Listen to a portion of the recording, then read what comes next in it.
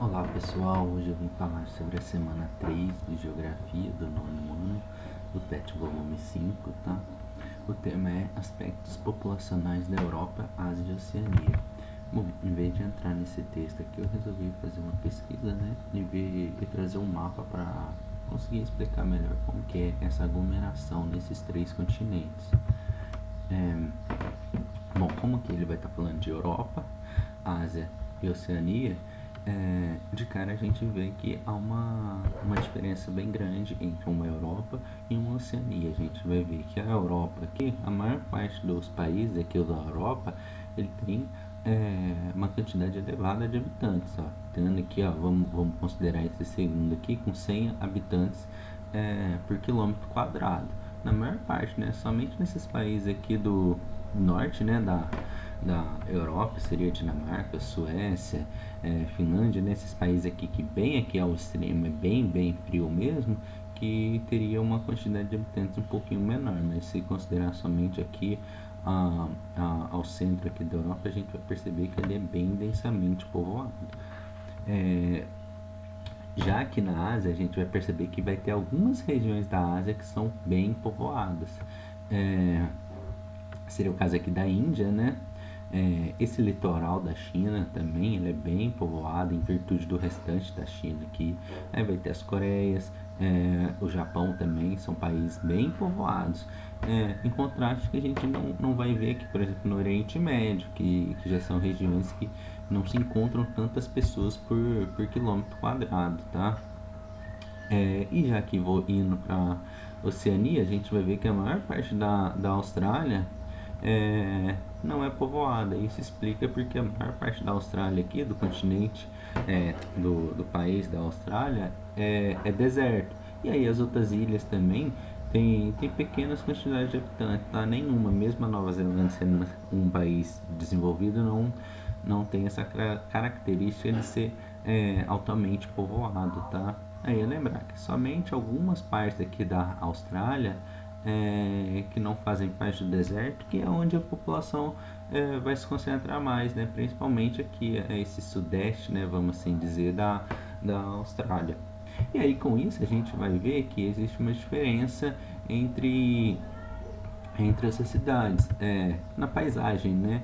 A gente vai perceber, por exemplo, que as cidades que são mais povoadas, a gente vai ver paisagens mais com essa característica. Não vai ver muitos espaços no chão, os prédios, as casas, todos bem coladinhas. Essa aqui mesmo no Japão, a gente vê, ó, prédios muito altos. Então, assim, vai ter essa característica. Sempre que tiver falando dessas paisagens, dessas cidades que tem alta densidade de população, que tem essa aglomeração, né?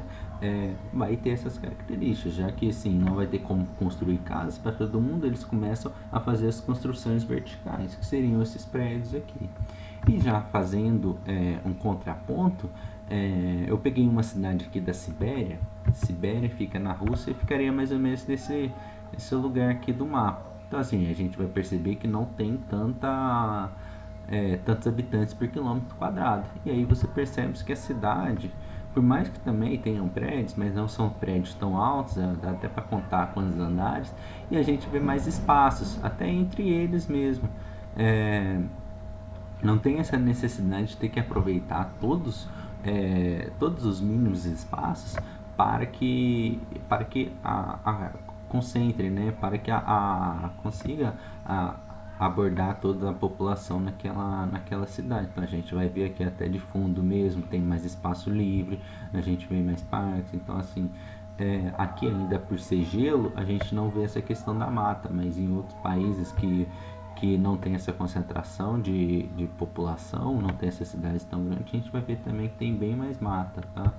E aí vai ter sempre esse contraste, cidades que são bem povoadas vão ter essa paisagem, né? Até mesmo aqui para o Brasil, se a gente pegar São Paulo, a gente vai ver algo bem parecido com isso. Aqui ainda vai ter um detalhe que vai ter muita periferia, tá? Então assim, tem algumas cidades aqui que não tem, né? Mas a maior parte das cidades grandes também vão ter essa zona que é mais pobre, mais empobrecida, que vai ser um pouquinho diferente do que é visto nessas imagens. tá? Então, assim, com isso a gente vai ter uma ideia mesmo de que a Europa é um continente que tem essa quantidade de habitantes muito elevada, né? Um continente pequeno, mas que as cidades são todas bem povoadas. Já a Ásia vai ser concentrada em algumas regiões, né? Como a Índia aqui, o litoral da China, o Japão, e a Oceania mesmo vai ter essa característica de ter poucos habitantes por quilômetro quadrado, mesmo nessas pequenas ilhas também, tá? Agora partindo para os exercícios. A1. Observe o mapa da população urbana da Europa em 2018. Então aqui a gente já vê que a maior parte da população da Europa também está entre esses dois que são máximos, né, de população urbana no país. Só destacando também que a Europa também tem essa característica. A maior parte aqui são de pessoas que migraram para grandes cidades. Vai lembrar lá desde a Revolução Industrial, quando começou a abrir as fábricas, as pessoas saíam da zona rural e iam em direção às cidades. Por isso que ficaram cidades bem grandes mesmo, em comparação a algumas outras aqui da Ásia. Vai ter cidades aqui que vai ter partes, né, aqui que a população ela vai estar concentrada nessa área rural, tá? Então, assim, países mais empobrecidos vai ter essa característica de sua população mais voltada para o espaço rural. Continuando aqui, com a ajuda dos mapas da semana anterior, anote os países com as maiores taxas de população urbana na Europa. Então, aqui você vai ver, vai pegar os mapas aí, pega o mapinha da Europa e vai vendo. Qual que é esse país aqui? Esse daqui é a Espanha, então você vai colocar lá, Espanha. Aí vai vendo de acordo com a legendinha aqui, tá? Aí vai dando sequência. Atividade 2. Observe a tabela com as principais cidades globais de 2017. Aí onde estão localizadas as principais cidades globais dos continentes estudados nessa semana. Então nessa semana a gente só estudou Europa, Ásia e Oceania, tá? Então o primeiro aqui é Nova York. Nova York fica em qual continente? Fica em qual cidade primeiramente, né? Depois em qual continente? Nova York fica nos Estados Unidos, que é no continente americano. Então faz parte do que a gente estudou? No caso não. E Londres? Londres fica em qual continente? Qual país que é de Londres? Então, se fizer parte, a gente vai e coloca aqui, Londres, tá? E assim em diante, vai com as outras cidades. Atividade 3. Observe os dados abaixo sobre alguns países selecionados da Ásia. Então, aqui ele colocou Hong Kong, Irã, Índia e Síria. Com base nos dados apresentados, que pode-se concluir sobre os países asiáticos quanto seus indicadores sociais. Faça um pequeno texto mostrando os dados para justificar suas afirmações. Então, aqui o que a gente vai perceber é que na Ásia, por ser um continente muito grande mesmo, a gente vai encontrar essas diferenças. Então vai ter Hong Kong, que é um desenvolvimento muito elevado, e ao mesmo tempo vai ter a Síria, que é um está no estado de desenvolvimento humano baixo. Então a gente vai encontrar muitas diferenças, tá? Principalmente nesse lado do Oriente Médio ali, de alguns outros países mais pobres, mais pequenos, a gente vai encontrar uma dificuldade maior. Mas também isso não é uma conclusão que a gente pode tirar. Por exemplo, o Irã também não é um país grande, mas também pode estar com seu desenvolvimento mais elevado aqui no caso, tá? Então assim, a gente pode concluir. Então fazer um texto bem simples aí. Hong Kong é o que está no quadro aqui, é o que está com o melhor desenvolvimento. A gente vai perceber que ele está no 7º lugar no ranking mundial. Aí faz a comparação. Lá as pessoas estudam 16 anos em média, mais ou menos, em virtude. Lá na Síria, a Síria é um país que sofre muito com conflitos, então as pessoas elas têm que parar de estudar. Muitas das pessoas que são mais qualificadas, elas saem de lá, então assim, acaba que fica uma população mais sofrida. Então assim, já pode perceber mesmo que as pessoas morrem mais cedo lá, 71 anos em virtude de 84, então dá 13 anos de diferença. Então tudo isso vai contando, tá? A Índia mesmo, a gente vai colocar aqui, tá com um desenvolvimento humano médio. Então por que pode ser isso? Então assim, pela Índia ter uma população muito grande, pode ser que isso esteja interferindo nesses dados, capaz que não está conseguindo gerar uma condição de vida para eles que fosse adequada, tá? Então assim, vê que lá seria a esperança de vida dos países citados aqui a mais baixa, de 68,8. Então assim, percebe-se que quando as pessoas elas morrem mais cedo, significa que aquele país tem um sistema de saúde um pouco mais frágil, que não está lidando corretamente com as pessoas, tá? Imaginar que com o desenvolvimento de medicamentos e tudo mais, a ideia de que você viva o maior tempo possível, tá? Então, assim, desde a nascença dos bebês, né? Desde o nascimento, né? Dos bebês até o fim da vida. Você espera que com uma saúde, com um sistema de saúde melhor, as pessoas elas tenham essa esperança de vida maior também. Passando aqui para 4. Quais são os países que possuem as maiores concentrações populacionais da Oceania? Então, assim, vocês podem voltar ali no mapinha, ou no textinho, ou ver aqui pelo mapinha. Então, assim, a gente vai ver que mesmo tendo pouco, aqui a Austrália seria um exemplo. Pode até pesquisar outra ilhinha aqui que pode ter alguma concentração de população, mas que não foge mesmo dessa questão da Austrália ali na Oceania.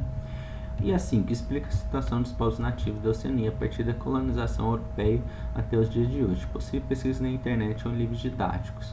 Bom, então, esses aqui são os aborígenes, que eram os nativos, né, da Austrália.